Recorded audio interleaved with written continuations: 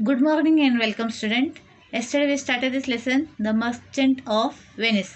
We were talking about the Antonio, who was a very kind person and he was a merchant who lived in Venice, that is the city in Italy. Italy में रहने वाले थे, जहाँ पे Venice नाम का एक place है, वहाँ पे he was staying there and he was a merchant of that there. He used to do sea voyages and all. मतलब वो अपने शिप में काफ़ी सारे जो स्पाइसेस वगैरह बाकी के मर्चेंट की तरह वो भी अपने शिप में स्पाइसेस वगैरह कैरी करते थे. तो बड़े मर्चेंट होने की वजह से काफ़ी सारे used to sell and buy the products काफ़ी मात्रा में. Then we were talking about the he had a friend whose name was Bassanio. He was a best friend of him. उसके काफ़ी बहुत ही खास दोस्तों में से दोस्त थे. Antony being a kind person, तो उनके काफ़ी सारे दोस्त थे, पर बेसेनियो जो थे वो एक बेस्ट फ्रेंड थे. लेकिन वो उतने पैसे वाले नहीं थे जितने कि एंटोनी थे. एंटोनी बहुत बड़े पैसे वाले थे और उन्होंने सारा पैसा उन्होंने क्या अपने पास जो थे पैसे सारे उन्होंने अपने शिप में जो गुड्स लाने वाले थे उस शिप में उन्होंने पैसे स्पेंड किए थे या उस पर खर्चा किए थे. तो सारे पैसे उन्होंने उसके लिए अपने काम के लिए उन्हें डाला था. तो बेसेनियो जो थे दिखने में बहुत ही यंग एंड हैंडसम पर्सन थे, पर उनके पास पैसे नहीं थे. Unfortunately he had no money. एक मिडिल क्लास फैमिली को बिलोंग करने जैसे इंसान थे जिसके पास ज़्यादा पैसे नहीं थे. बेसेनियो को पोर्शिया से शादी करना था. Portia was a girl was beautiful and intelligent and she was the only daughter of a wealthy man. एक पैसे वाले बहुत ही वेल्दी मैन के वो बेटी थी. तो उनके पापा, जो पोर्शिया के पापा है, वो उनकी डेथ हो चुकी है, पर जाने से पहले उन्होंने काफ़ी सारा जो उनकी प्रॉपर्टी थी, जो उनका अपना स्टेट था, उन्होंने अपनी बेटी के नाम किया था. और उन्होंने एक शर्त रखी थी, अपनी उन्होंने विल बनाया था कि जब भी पोर्शिया शादी करेगी तो उसके पोर्शिया के जो हस्बैंड होंगे उनकी कुछ शर्तें उनको माननी पड़ेगी. और उन्होंने ऐसे 3 कास्केट बनाए थे. एक गोल्ड का कास्केट था, एक सिल्वर का था और एक लेड से बना हुआ कास्केट था. और उसके लिए कुछ शर्तें थी जो उनको फुलफिल करना था, और जो कर पाए वही उसका राइट हकदार होंगे या पोर्शिया से शादी करने वाले वो व्यक्ति होंगे. तो पहले जो आए थे वो प्रिंस ऑफ मोरक्को के आए थे और उन्होंने गोल्ड कास्केट चुना. तब उसमें लिखा गया था कि आप all that glitters is not gold. मतलब हर एक चमकने वाला चीज़ें गोल्ड नहीं होती. तो he was not the person जो पोर्शिया से शादी कर सकता है. तो दूसरा एक स्वीटर है, that was the prince of Aragon, जिन्होंने सिल्वर कैस्केट को चूज़ किया. And he was also not the right person to marry Portia. Later on Bassanio wanted to try. Like अभी बेसेनियो को ट्राई करना था. उनको एक्चुअली पोर्शिया बहुत पसंद थी, तो वो शादी करना चाहते थे उससे. तो वो अपने लक आजमाने के लिए उन्हें आना था. पोर्शिया रहती थी बेलमोंट में. तो बेलमोंट में आने के लिए जो भी खर्चा था उसके पास उतने पैसे नहीं थे. तो वो एंटोनी के पास जाते हैं. तो एंटोनी के पास जो कुछ था उन्होंने अपने शिप में जो गुड्स लाने जाने थे उसमें स्पेंड किए थे. तो इनके पास फिलहाल कुछ पैसे नहीं थे. पर एंटोनी ने क्या बोला कि एंटोनी के नाम से वो उधार ले सकते. और उन्होंने भेजा. कहाँ गए? शाइलॉक के पास गए. वो was a money lender, जीविश money lender है. मतलब वो एक साहूकार है, वी कैन से इन दैट वे. जहाँ हम लोग साहूकार पहचानते जो ऐसे पैसे देते थे और बदले में इंटरेस्ट, पैसों के साथ साथ इंटरेस्ट भी लेते थे. पर शाइलॉक क्या, उनके पास बहुत पैसे था, पर वो बहुत ही लालची किस्म का इंसान था और स्वभाव में बिल्कुल अच्छा नहीं था. और एंटोनी पर उससे गुस्सा पहले से था, क्योंकि एंटोनी क्या है, किसी को भी पैसे जब उधार देते थे तो इसका इंटरेस्ट नहीं लेते थे.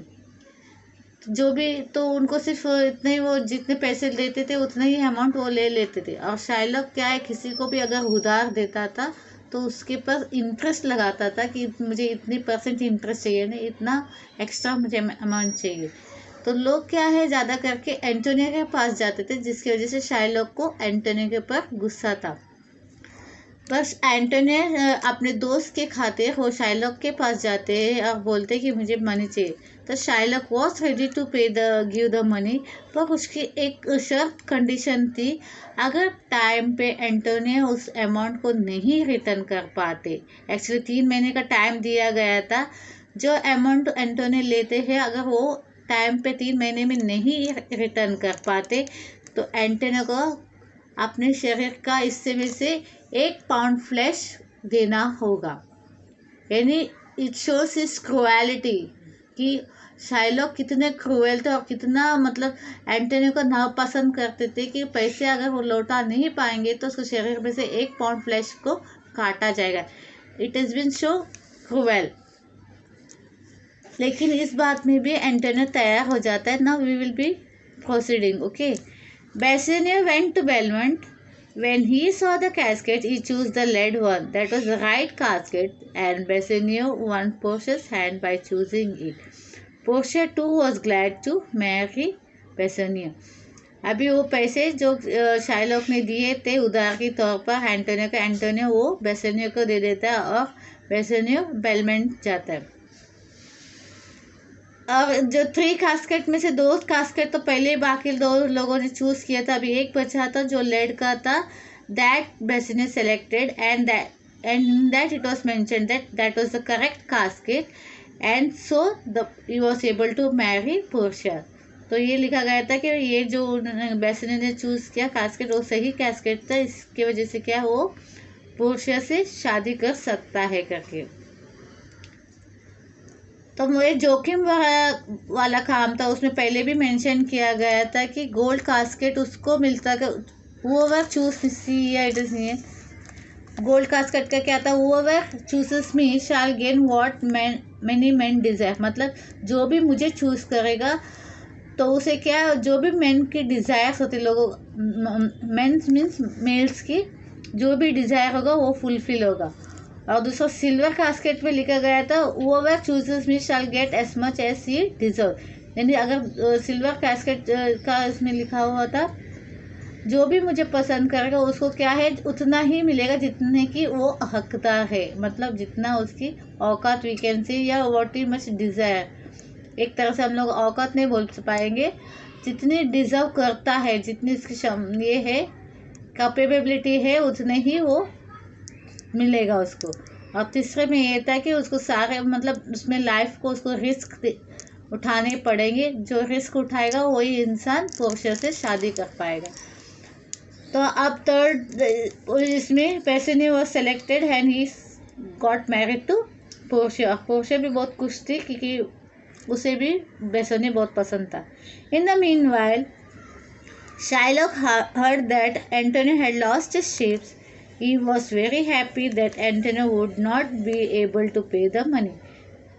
अभी इतने में क्या हुआ, शाइलॉक को सुनाई दिया, मतलब पता चला कि ना एंटोनियो का जो शिप था वो खो गया था। In the first paragraph only it was mentioned that कि उस ज़माने में क्या शिप से जो भी ट्रांसपोर्टेशन होता है वो बहुत ही बड़ा डेंजरस होता था, क्योंकि तूफान आता है, कुछ हादसा हो जाता है तो जो जिनके जो मर्चेंट के जो शिप्स वगैरह होते हैं वो कहीं और खो जाते हैं दूसरी जगह पे और इनको मिलता नहीं। इस तरह क्या हुआ, एंटोनियो का भी शिप क्या है खो जाता है। इसके जैसे क्या होता है, एंटोनियो का जितने भी पैसे उसमें लगे थे वो एक जैसे वो यस लॉस दैट मनी ऐसा हो जाता है। तो अभी वो Shylock was quite happy because Antonio was not able to pay the money. अभी जैसा शर्त रखी गई थी कि 3 महीने का, इसमें अगर वो पैसा नहीं भरते हैं एंटोनियो तो शाइलॉक को अपने शरीर का 1 पाउंड फ्लैश उसको देना पड़ेगा। He took Antonio to the court and demanded that he will fulfill the strange and cruel condition. The Duke liked Antonio and was sorry for him, but what could he do? Antonio had written a bond to Shylock, and according to the law, Shylock was right. तो अभी ये क्या हुआ, Shylock को खुशी हुई कि Antonio वक्त पे पैसा नहीं दे पा रहा है। अभी 3 महीना बीत चुका है तो क्या है, वो कोर्ट में लेके जाता है इसको एंटोनियो को, क्योंकि उसने कागजी तौर पर उसने ऐसा लिखवा के लिया था एंटोनियो से कि मैं अगर एंटोनियो 3 महीने में पैसा नहीं लौटाता है तो शरीर का हिस्सा में से 1 पाउंड फ्लैश वो शाइलॉक को देगा। ऐसा उन्होंने पेपर में लिख के अपना सिग्नेचर वगैरह कर दिया था। तो अभी इसको कोर्ट में घसीटता है शाइलॉक, और वहाँ का जो ड्यूक रहता है, राजा रहता है, वो बहुत एंटोनियो को पसंद करता था, but he was unable to do anything because वैसे ही वो लोग ने पहले ही करार लिखा था, लेटर लिखे थे एंटोनियो ने कि ऐसे ऐसा करने अगर नहीं कर पा रहा तो मैं तैयार हूँ अपने बॉडी का हिस्से का 1 पाउंड फ्लैश देने के लिए। तो ये एज पर जब पेपर पे कागजात पे कुछ ऐसा लिखा जाता है और आप सिग्नेचर करते तो यू हैव टू फॉलो, आपको फॉलो करना पड़ता है। अगर नहीं करते तो आपके ऊपर अटेम्प्ट कोर्ट ये ले सकता है, एक्शन ले सकता है। तो अभी इसने लिखा तो ड्यूक अभी कुछ नहीं कर पा रहे थे और राजा वहाँ का कुछ नहीं कर पा रहे थे। sorry. When Bassanio and Portia heard all this, they rushed back to Venice. Portia told Bassanio to pay Shylock twice the amount to save Antonia, but Shylock was adamant. He had demanded only a pound of Antonia's flesh. तो जब बेसनियो को और Portia को सारी बातें पता चली तो वो क्या है, भागते हुए वेनिस की तरफ चले जाते हैं। वेनिस मतलब जहाँ पे एंटोनियो रहते थे।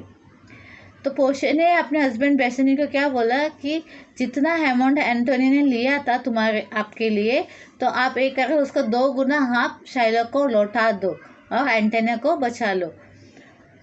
पर ये बात पर शाइलॉक तैयार नहीं था। ही वॉज एडमेंट, मतलब वो तैयार ही नहीं था ये बात मानने के लिए। बोलता 3 महीने मैंने वक्त दिया था, अब मुझे कुछ नहीं चाहिए, मुझे उसी से पैसे चाहिए और वो नहीं दे पा रहा है, तो मैं कोई और एक्सक्यूजेस नहीं बर्दाश्त करूँगा या नहीं एक्सेप्ट करूँगा। तो शाइलॉक तैयार नहीं हुए बेसनियो से पैसा लेने के लिए और बोला मुझे सिर्फ उसका शरीर का 1 पाउंड फ्लैश ही चाहिए। Everyone in the court, including the Duke, felt that Shylock's demand was inhuman.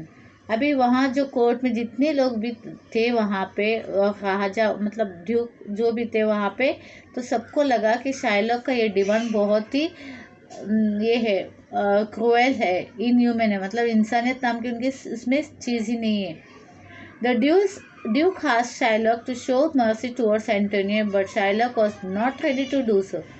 अभी वहाँ का जो ड्यूक थे वो शाइलॉक को बोलते हैं कि एंटोनियो पर तरस का मतलब उसको माफ़ कर दे और जो अमाउंट उसको दिया जाता है वो ले ले, पर शाइलॉक तैयार ही नहीं है। He felt that Antonio and others had treated him badly before and he wanted a revenge. तो एक्चुअली शाइलॉक को क्या कहना था कि एंटोनियो और उसके बाकी के जो लोग हैं वो लोग ने मेरे साथ बहुत बुरा व्यवहार किया है, तो मुझे अभी उनसे बदला लेना है। रिवेंज मतलब बदला लेना। Just then a young lawyer entered the court. He said that he would fight Antonio's case. He asked Antonio whether he had agreed to Shylock's condition. Antonio said that he had agreed. उतने में क्या होता है, एक young वकील वहाँ पे आ जाता है कोर्ट के अंदर और वो आके एंटोनियो का केस के लिए लड़ता है। आप लोगों को पता होगा कोर्ट में 2 तरफ से वकील होते हैं, एक डिफेंड करने वाला मतलब एक आदमी को डिफेंड करने वाला और दूसरा जो अपोजिशन पार्टी होता है। तो एंटोनियो की तरफ से एक लॉयर वहाँ पे आता है और उसके तरफ से केस लड़ने की कोशिश करता है। तब उसको पूछा जाता है कि आपने ऐसा कुछ बोला था क्या, कंडीशन रखे थे क्या? तो एंटोनियो बोलता हाँ मैंने ऐसा सब उसको लिख के दिया था कि मेरा शरीर का अगर मैं पैसे नहीं लौटा पा रहा हूँ टाइम में तो मेरा शरीर का 1 पाउंड फ्लैश मैं दे दूंगा, ऐसा मैंने कहा था। Then the young lawyer requested Shylock to show mercy. Though the law was on Shylock's side, the lawyer pleaded that mercy is a quality of God himself. तो अभी लॉयर ने इसको शाइलॉक को कहा कि आप थोड़ा समझ लीजिए और मर्सी दिखाइए, मतलब उनके ऊपर दया, एंटोनियो के ऊपर दया दिखाइए, क्योंकि शरीर का एक हिस्सा, जिंदा इंसान का एक शरीर का हिस्सा काटना इट्स नॉट पॉसिबल, तो इसके लिए काफ़ी दर्द होगा। तो बोलते हैं उसको माफ़ कर दीजिए और जो भी ये हुआ आप छोड़ दीजिए इस बात को, मर्सी दिखाइए, दया दिखाइए। दया दिखाना बहुत अच्छी बात है, एक गुड क्वालिटी माना जाता है। When a person shows mercy to someone else, that are both blessed. Mercy was more valuable than the king's crown. तो क्या बोला कि आपको मर्सी दिखाना चाहिए और मर्सी सबसे बहुत ही अच्छी चीज़ है. तो you should give him means आप उसको माफ़ कर दीजिए जो भी है whatever. But all this had no effect on Shylock. उसको यानी उनको ब्रेन वॉश करने की कोशिश की कि आप उनको अच्छी तरह से समझाने की कोशिश की इस लॉयर ने कि किसी को दया दिखाना मतलब बहुत अच्छी बात है. भगवान उसको ऐसे लोगों को बहुत मानते हैं वगैरह. एवरीथिंग शी सेड वो लॉयर ने बताया. पर Shylock was not ready to accept anything. The young lawyer then said that the law allowed Shylock to take a pound of flesh and he could do it. तो अब young lawyer ने बोला ठीक है, जैसा आप लोग ने बोला था वैसा कर लेते हैं. आपको उसका एंटोनियो का 1 पाउंड ऑफ फ्लैश चाहिए तो you can take it. But at the same time, the lawyer warned that while cutting off the flesh, Shylock should not shed even 1 drop of Antonio's blood. Also, he should cut exactly 1 pound of flesh, nothing less, nothing more. That would not be allowed by the law. तो अभी ये जो वकील है बहुत चालाक थे. तो उन्होंने क्या बोला कि हाँ ठीक है, शायलक जैसा आप लोग ने पहले करार किया था कि 1 पाउंड फ्लैश लेने का, तो ठीक है 1 पाउंड फ्लैश काट के शरीर में से उसके निकाल सकते. पर एक शर्त ये है कि जब भी आप काटते हो तो उसमें से 1 बूंद खून का नहीं बहना चाहिए. Not a single drop of Antonius blood उसमें से बहना चाहिए. और जब काटते हो उसको तो ना तो 1 पाउंड से कम होना चाहिए ना तो 1 पाउंड से ज़्यादा होना चाहिए. उतना ही काटना चाहिए जितना कहा गया है. और 1 ड्रॉप खून भी उसमें से बिल्कुल बहना नहीं चाहिए क्योंकि ये लॉ के खिलाफ होगा. Shylock realized that he could not do what the young lawyer asked him to do and he accepted his defeat. Antonio's life was saved. तो शाइलॉक को तभी रियलाइज़ हुआ कि it was not possible at all. Lawyer का जो बात उन्होंने शर्त रखी थी it was not at all possible. आपका शरीर का थोड़ा सा हिस्सा कट जाता है तो खून आता है. तो जब 1 पाउंड फ्लैश काटेंगे तो कितने सारा खून बहेगा. तो इसके लिए पोर्शे ने पहले जो लॉयर ने पहले ही बताया दिया था कि आपको काट सकते हैं लेकिन खून बिल्कुल नहीं निकलना चाहिए. और काटते वक्त ऐसा हो जाता है कि कम ज़्यादा हो जाता है. तो ये भी लॉयर ने बताया कि आप जब काट रहे हो तो परफेक्ट 1 पाउंड फ्लैश काटना चाहिए. उससे ना तो कम काटना चाहिए ना तो ज़्यादा. And it was not at all possible. तो शाइलॉक को रियलाइज़ हुआ कि जो लॉयर बता रहे तो ये पॉसिबल ही नहीं है. अगर शरीर का कोई हिस्सा काटा जाता तो नेचुरली खून आएगा. और इतना भी परफेक्ट कोई इंसान होता नहीं है कि एकदम बराबर उतना ही काटा. हो सकता है काटते वक्त थोड़ा कम निकले शरीर से हिस्सा या हो सकता है कभी ज़्यादा. तो इसके लिए तो उसने अपनी हार मान ली. Accepted is defeat. और इस तरह क्या है एंटोनियो का लाइफ सेव हुआ यानी उनकी ज़िंदगी बच गई. Who was the young lawyer? Bassanio and Antonio found out later that it was none other than Portia herself, dressed as a young man. तो ये जो यंग लॉयर कौन था? तो बेसेनियो और एंटोनियो को बाद में पता चला जो यंग लॉयर बन के कोर्ट में आया था वो कोई और नहीं पोर्शिया थी. Later it was learned that Antonio's ship were safe and so had not fact lost his money. Thus the story which could be ended in a tragic manner ended happily. और काफ़ी दिनों के बाद ये पता चला जो एंटोनियो का शिप था वो यानी कहीं पे लॉस नहीं हुआ था. वो फिर ठीक ठाक था. काफ़ी दिनों के बाद वो शिप उनको नज़र आई और उसके जो पैसे उसमें लगाए थे वो भी लॉस नहीं. Didn't loss this money. तो मतलब जितने भी उन्होंने स्पेंड किए थे उस शिप में जितने गुड्स वगैरह लाने में वो मनी भी उनका सेफ था. तो यही कहा जा रहा है कि जो स्टोरी जो है ना बड़ी हादसा मतलब बैड उसका ये होने वाला था एंडिंग होने वाला था वो अभी खुशी से हैप्पी एंडिंग इस स्टोरी का हुआ है क्योंकि एंटोनियो के शरीर में से हिस्सा भी काटा नहीं गया. उसकी जो शिप थे जो लॉस्ट माना जाता था वो भी उनको मिल गया. And everything was an good one and we can say that an happy ending. तो यहाँ पे ये लेसन ख़त्म हो जाता है. We have finish this lesson and you have to state the weather the statements are true और false, ये सब मेंशन आपको सॉल्व करना है. And whatever the assignment is given in your test will be solve out. And okay, we will B meeting again in the next lecture. Bye.